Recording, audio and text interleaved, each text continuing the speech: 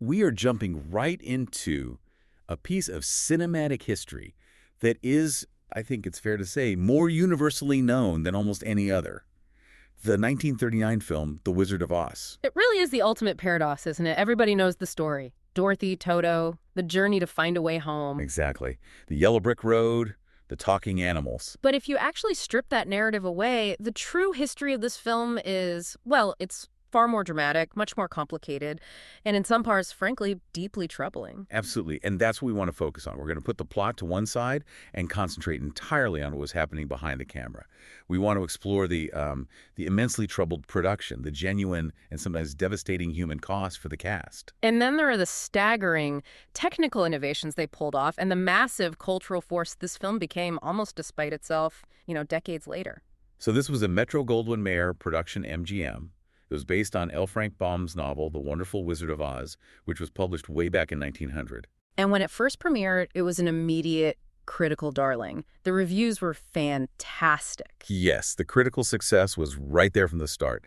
It earned some very high honors right away, most notably the Academy Award for Best Original Song for, of course, Over the Rainbow. And Best Original Score for Herbert Stohart. Right. Judy Garland was also recognized, receiving an Academy Juvenile Award for her performances that year. But the real story, I think, is how its significance has just grown and grown since 1939. Precisely. Today, it's not just a movie. It's an institutional artifact. You have to think about its official standing. It was selected for the National Film Registry in 1989. And that was one of the very first groups of films ever chosen, right? One of the very first. It was deemed culturally, historically, or aesthetically significant. I mean, that's foundational material for American culture right there. And the recognition is global, too. It's one of the few films chosen for UNESCO's Memory of the World International Register in 2007, recognizing its importance to, well, all of human heritage. It's incredible. And maybe the most telling modern metric of its continued power is that just in 2022, Variety ranked it second in its inaugural 100 Greatest Movies of All Time list. Second place. That's amazing. And that position, really, it's largely thanks to its second life on television. The U.S. Library of Congress currently names it the most seen film in cinematic history. And that's purely because it became this annual tradition in American homes starting in the 1950s. Exactly. It's a genuine phenomenon. But to really grasp how such a singular, unified vision emerged from all of this, we have to start at the beginning, with its messy, chaotic origins. So let's unpack that. How did MGM even decide to risk a massive budget on what was at its heart a fantastical children's story? The motivation was, well, it was simple economics, driven by what you could call pure competitive panic. Panic. Yes. MGM only greenlit the project after Walt Disney's Snow White and the Seven Dwarfs came out in 1937 and proved, contrary to a lot of studio wisdom at the time, that a feature-length fantasy film aimed at children could be a colossal commercial success. So they saw the dollar signs. They absolutely did. MGM bought the rights in January 1938 from Samuel Goldwyn. And their early ideas for it were a little strange. I read that Goldwyn apparently saw it as a vehicle for the comedian Eddie Cantor. That's right. He even suggested Cantor play the Scarecrow. But the real sign of just how chaotic the production process was the script itself. It wasn't really written. It feels more like it was assembled by an army. It was absolutely scripting by committee, taken to an almost industrial level. It was. While Noah Langley, Florence Ryerson, and Edgar Allan Wolfe share the final screen credit, the sources show that at least 11 different writers contributed to the screenplay. 11? And they were often working in isolation, right, contradicting each other's ideas during the whole development process. Exactly. And we were talking about some serious literary and cinematic muscle here. That list of uncredited contributors includes giants like Herman J. Mankiewicz, who would later co-write Citizen Kane. And Ogden Nash, the poet, was involved too, plus several of the film's actual directors. Even the producer, Mervyn LeRoy, and the composer, E.Y. Yip Harburg, were heavily involved in the writing. Harburg's involvement is especially crucial, isn't it? It is. His son and biographer claimed that Harburg essentially wrote all the connecting dialogue, the setup for the songs, even those crucial scenes where the wizard gives the companions their tokens, the heart, the brain, the nerve. So it was the songwriter, paradoxically, who pulled all the philosophical threads together into a cohesive story. That's the claim. And that kind of constant rewriting meant there were major shifts in the core premise of the film. Initially, some writers seriously suggested removing all the magical elements. Can you imagine? What would have been left? The sources show one early recommendation was that the scarecrow should just be a man so impossibly stupid that he could only scare crows, and the Tin Woodman would be a heartless criminal sentenced to wear a metallic suit. So they wanted to ground it in some kind of Depression-era realism. Exactly, which would have just neutered the entire fantasy and the emotional core of the story. Thankfully, those ideas were rejected. But one key idea did stick around. Yes. Noel Langley's suggestion that Oz was merely a lengthy, elaborate dream sequence.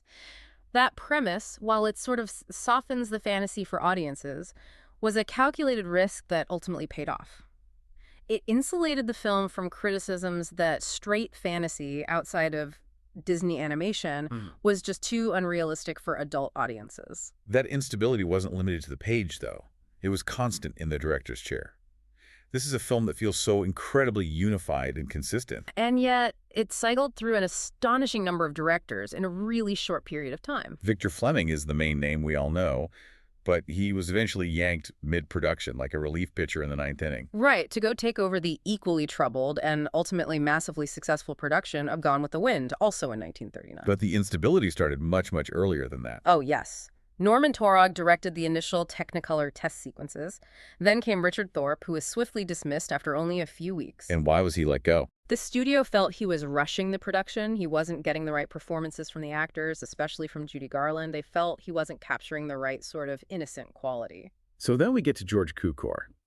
He came in temporarily as a creative consultant. He didn't actually shoot a single foot of film, but his contribution was arguably one of the most important creative shifts in the entire movie. It was a crucial, defining moment for Judy Garland's character.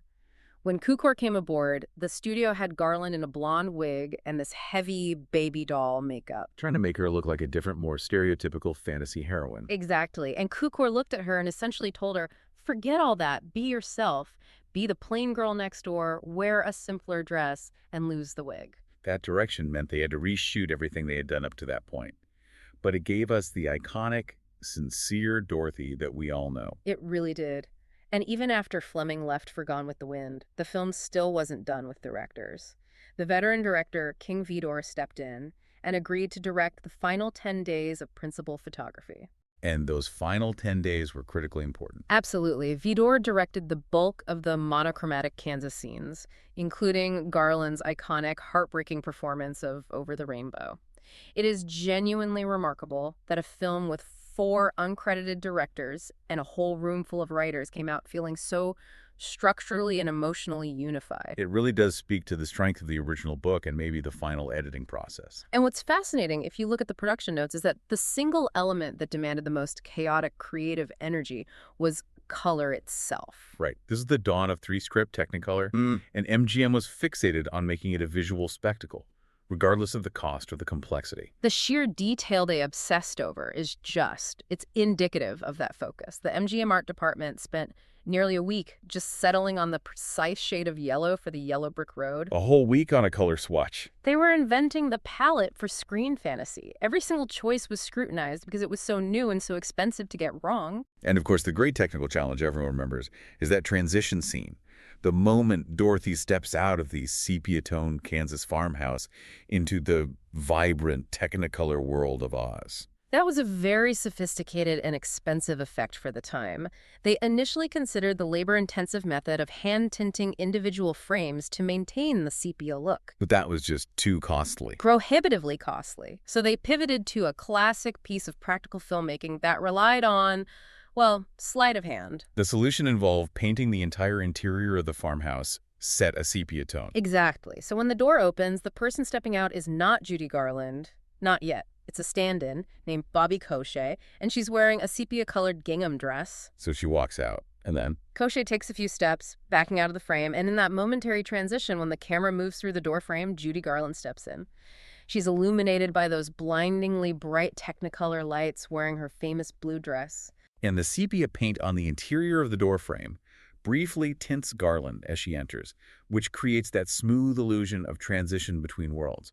It's just a brilliant, simple, practical effect. It really is. But that intense focus on maximizing the visual impact of the new technology, the color, the lighting, the effects, That leads us directly to the incredible human sacrifices involved in achieving that vision. Particularly concerning the actors and the dangerously primitive makeup technology that they were using on set. This is where we have to slow down and just acknowledge the severity of what the cast went through. We are talking about genuine physical and emotional trauma that defined their experience on this film. Let's start with the key casting decisions, which themselves were defined by a series of swaps and some pretty significant near misses. Indeed. The studio originally wanted Shirley Temple to play Dorothy. She was the biggest child star of the era. But there were contract issues, I believe. That's right. Contractual complications made the deal impossible, which allowed Judy Garland, who was already under contract with MGM, to secure the role.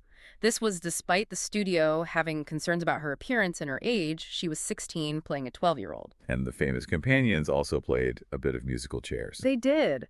Ray Bolger, who became the iconic Scarecrow, was actually cast initially as the Tin Man, but Bolger desperately wanted the Scarecrow role. Why was that? Because his childhood idol, an actor named Fred Stone, had played the original Scarecrow on stage in the 1902 Broadway production. So he lobbied for it. He lobbied hard and successfully traded roles with Buddy Ebsen, who had agreed to play the Tin Man. In fact, Ebsen helped Bolger develop the Scarecrow's loose, wobbly walk before settling into his new metallic persona. And the wizard himself, W.C. Fields, famously turned it down. Yes, over a fee dispute. He asked for too much money. Wallace Beery lobbied for the part, but the extended shooting schedule scared him off, so they eventually landed on Frank Morgan, Who played 5 distinct characters: Professor Marvel, the wizard, the gatekeeper, the carriage driver, and the wizard's guard. That's a truly efficient piece of casting. It is. But now we have to turn to the most disturbing part of this whole production history, the physical hardships, specifically related to that pioneering makeup. Okay, let's unpack the story of Buddy Ebsen. This is just a stark warning about early film technology. He had completed all his rehearsals, recorded all his songs as the Tin Man before production even started. His makeup was critical to the character. It was composed of a very, very fine aluminum powder. And just 10 days into the shoot, Ebsen began suffering a horrific toxic reaction from repeatedly inhaling that aluminum dust. And we need to be clear, this was acute poisoning. It wasn't just a simple allergic reaction, as the studio tried to claim at first. Not at all. Ebsen was hospitalized in critical condition. He couldn't breathe properly. He had to spend 2 weeks on oxygen, and he was forced to leave the project immediately. It's a profound moment of failure in industrial safety standards. And his replacement, Jack Haley. Yeah.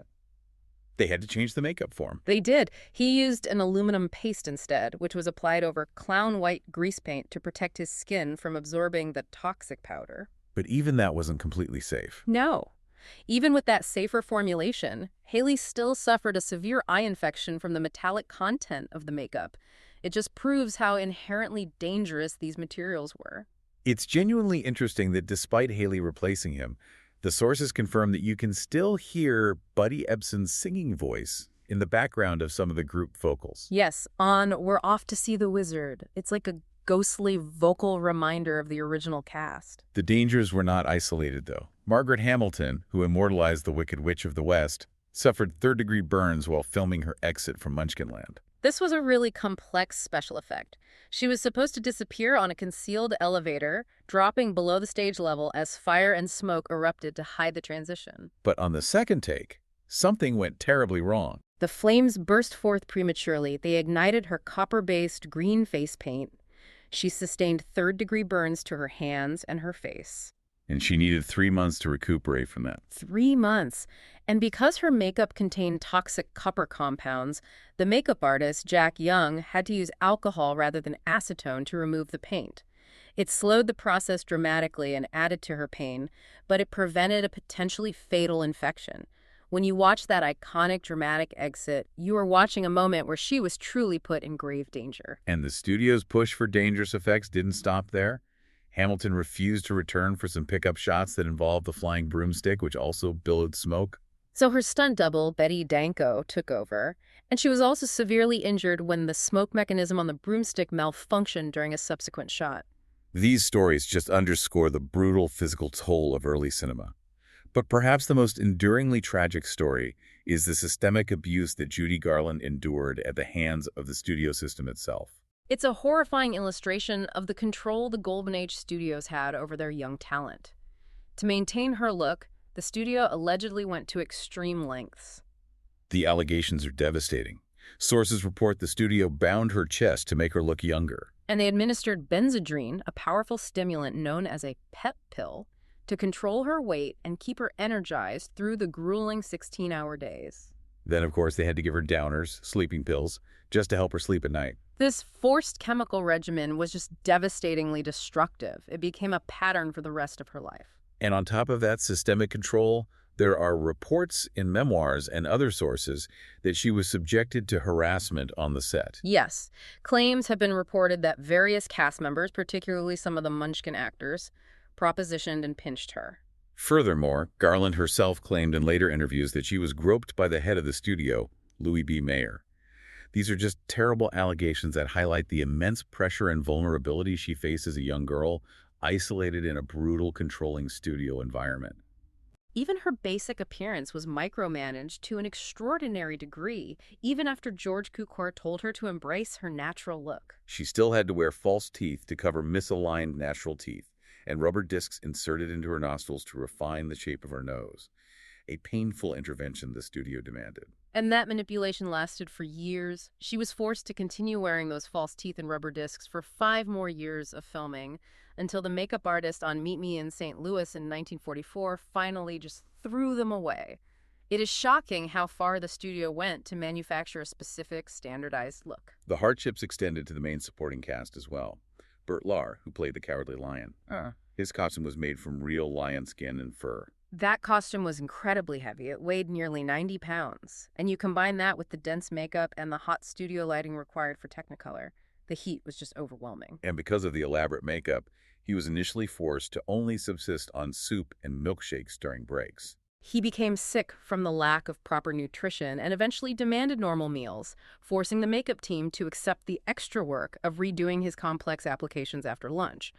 A small victory, but one that speaks to the exhausting demands placed on him. And even the pioneering phone latex makeup, which was developed by an artist named Jack Dawn for The Lion and the Scarecrow. Yeah. Even that came with consequences. Ray Bolger's scarecrow mask was so adherent that peeling it off his face every single day left permanent lines around his mouth and his chin. So when you look closely at the final close-ups of these actors, you are truly looking at the physical evidence of their difficult, painful labor. They were pushing the boundaries of technology, and they paid a very real physical price for it. This profound discomfort and danger were direct results of the studio's obsession with the new 3-strip Technicolor process. It demanded extreme technical adjustments and colossal infrastructure that just amplified the physical challenges tenfold. This is where the technical history gets truly fascinating. While Oz was not the first Technicolor film, it had been around for a few years. Its extensive use really solidified the 3-strip subtractive process as the ultimate standard for fantasy filmmaking. Yeah. And that standard required monumental effort. And this is why the actors were suffering in those heavy costumes. 3-strip Technicolor demanded extremely large and incredibly hot lights. To get the proper exposure, the light had to be nearly blinding. And the result was that set temperatures consistently soared above 100 degrees Fahrenheit or 38 degrees Celsius. So imagine wearing real lion fur or heavy metallic grease paint in those conditions, working 6 days a week, 15 or 16-hour days, starting before dawn just for makeup application. It required a level of physical stamina from everyone involved that is just unimaginable today. All because of the camera's demands. And that level of lighting and production scale had a shocking financial footprint, even before you consider the actor salaries. The electricity bill generated by the production was estimated at a staggering $225,000. Back then, in 1939. Yes. To put that into perspective for you, that $225,000 electricity bill is equivalent to well over $5 million in today's currency. That's just to power the lights necessary to film in color. It just underscores the immense high-stakes financial gamble MGM was taking on this one film. So we have immense heat, toxic makeup, crippling utility costs, all in the service of visual magic. But the special effects themselves were also incredibly innovative and sometimes relied on unexpected and, unfortunately, inherently dangerous materials. The famous tornado scene is a great example of pure early cinematic ingenuity.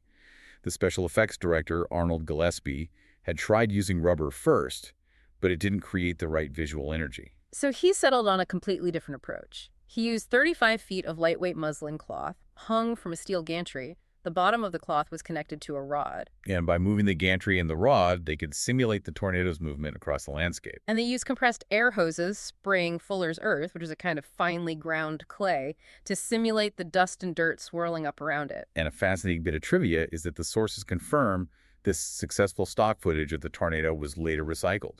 It was. It was used for a climactic scene in the 1943 musical film Cabin in the Sky. Nothing went to waste in the studio system. Other creative uses of materials abounded. For the famous horse of a different color sequence, the horses were just white horses colored with Jell-O powder. An ingenious way to create quickly changing color that looked vibrant on the new film stock. But the material choices also raised some very serious questions about the safety standards of the time, especially when we consider the use of asbestos. Yes, the sources confirm that asbestos was used extensively for several effects. It was used to create the look of the Wicked Witch's burning broomstick, which we now know contained a volatile mix of copper and asbestos. But the most shocking use was for the fake snow that falls over Dorothy and her friends as they sleep in the field of poppies. That snow was asbestos. It is chilling to realize that every time you watch that field of poppies, you are watching actors working under known hazardous conditions. This context, again, just underscores the systemic risks that were taken during early film production in the pursuit of spectacle. Moving from the technical spectacle to the sonic landscape, the film's musical core is often cited as its most perfect and enduring achievement. The music, composed by Harold Arlen with lyrics by E.Y. Yip Harburg, it just defines the film. As we noted, it won the Academy Award for Best Original Song, and Over the Rainbow currently holds the undisputed #1 spot on the American Film Institute's 100 Years.100 Songs list. But just like the scripting and the directing, the musical production was characterized by intense fighting and wrangling, which led to some crucial cuts. The initial running time was almost 2 hours. Which meant they had to trim at least 15 minutes following some disastrous sneak previews. One of the most famous lost musical sequences is the Jitterbug. This was an elaborate swing-style song and dance number. It was intended for the sequence where the group journeys toward the witch's castle, and it was cut purely for time constraints to speed up the pacing of that journey. And while the film footage itself is lost, thankfully, rehearsal footage and the audio recording have survived. Yes. The only structural remnant of that massive number in the final film is a single, curious line of dialogue where the witch tells her flying monkeys that she has sent a little insect ahead to fight Dorothy's friends. It's amazing how much work can be reduced to one throwaway line. And another significant cut involved the choreography of a very famous director. The renowned choreographer Busby Berkeley, known for his elaborate kaleidoscopic musical numbers, he directed an incredibly intricate dance sequence for the Scarecrow right after If I Only Had a Brain. And that was also deemed too long and elaborate for the film's narrative rhythm and was removed from the final cut. They also removed emotional moments. Judy Garland had a brief, intense reprise of Over the Rainbow that she sang live on set while she was trapped in the witch's castle, a truly heartbreaking moment. But it was deemed too emotionally intense and was removed to keep the pace moving. They also took out a massive celebration number. Hail, hail, the witch is dead. All those cuts were driven by the need for pacing. But the single most crucial creative battle was over whether to keep the film's signature song, Over the Rainbow, in the movie at all. It is genuinely astonishing to consider that the song, now ranked as the greatest movie song of all time, was nearly scrapped by the studio executives. They had three main concerns, which really tell you everything you need to know about the lack of artistic foresight in some corners of the studio system back then. So what were their reasons for trying to cut it? Well, first, they thought the song made the Kansas sequence too long and it slowed the film down.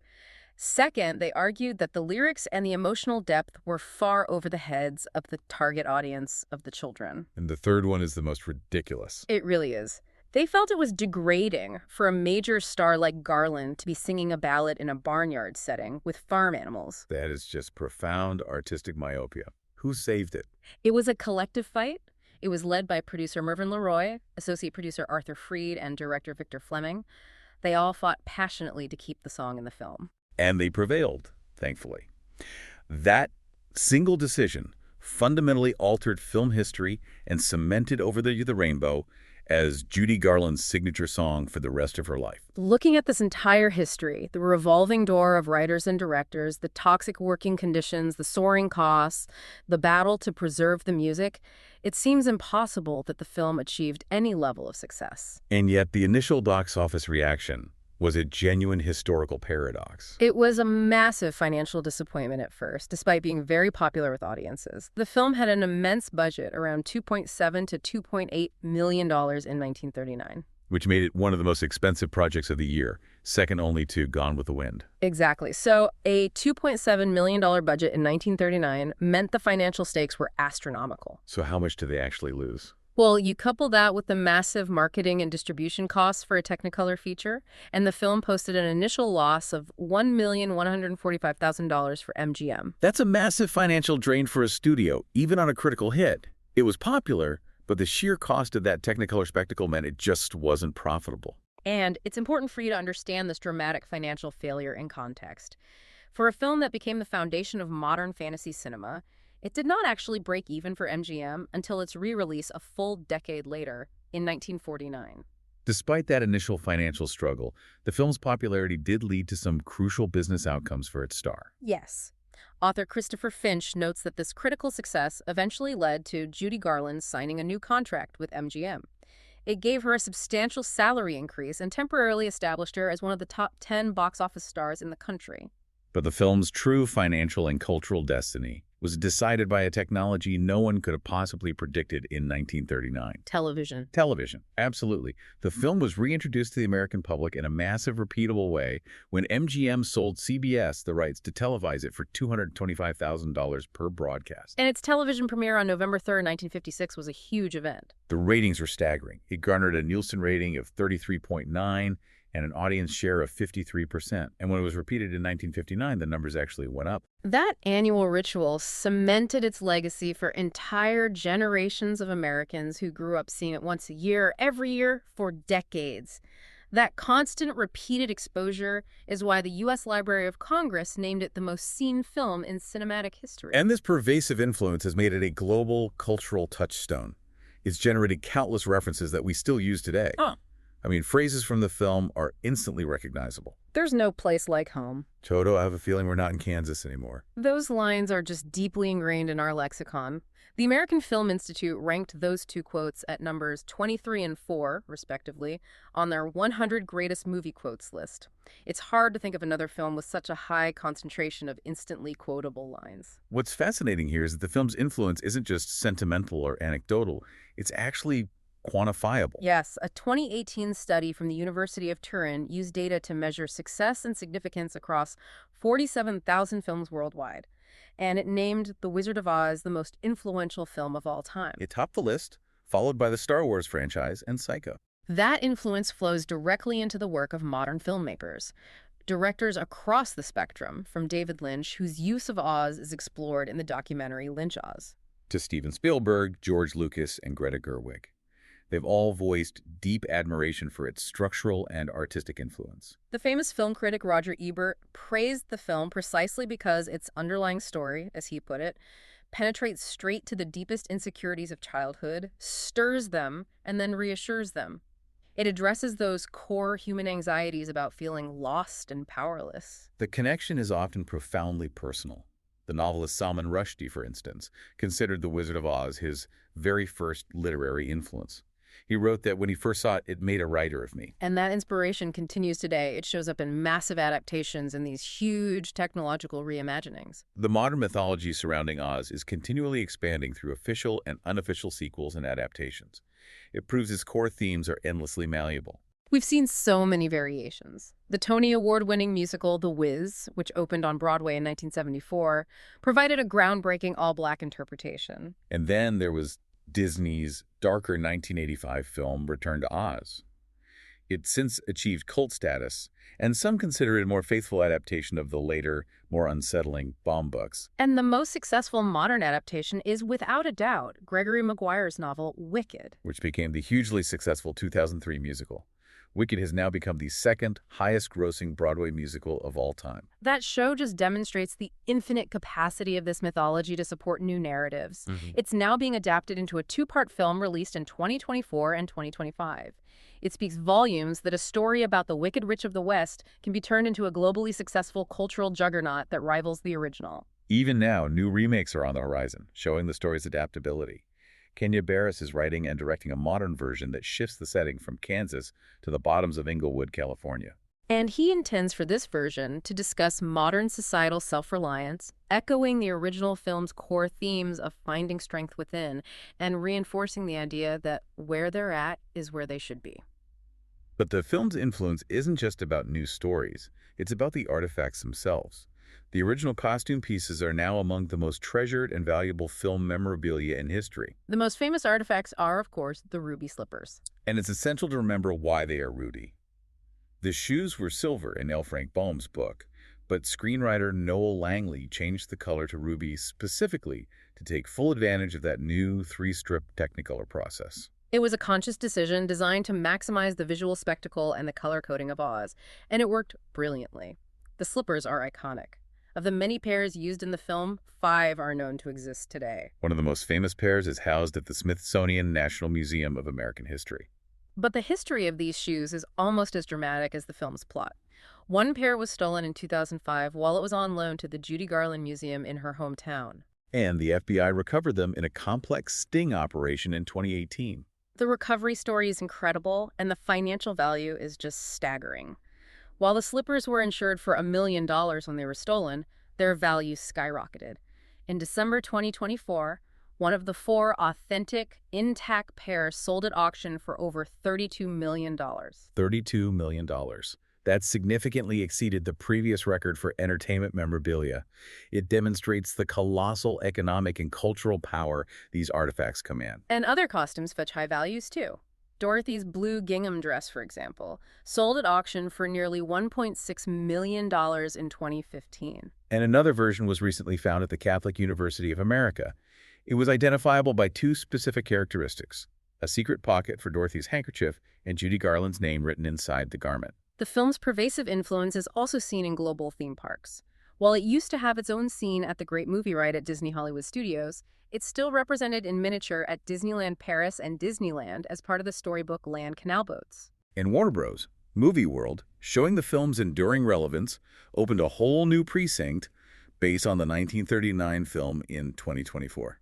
And finally, we arrive at the most cutting-edge adaptation, blending this 1939 history with hypermodern technology. The Wizard of Oz at the Sphere in Las Vegas. This is the ultimate technological challenge for a classic film. It's a truly ambitious project. It's an immersive 75-minute version of the film starting in August 2025, a collaboration between Sphere Entertainment, Warner Bros., and Google. And they're using advanced AI models, specifically VO2 and Imagen 3 Gemini, to handle the massive technical workload. So why is AI necessary? The primary challenge is adapting a 1939 film which was shot on relatively small film stock to the Sphere's colossal curved screen, which displays at 16K resolution. To put that in perspective for you, 16K resolution is 4 times the quality of modern 4K home televisions and far beyond any commercial cinema screen. If you simply project the original 1939 film onto that surface, it would look tiny, pixelated, and just lost.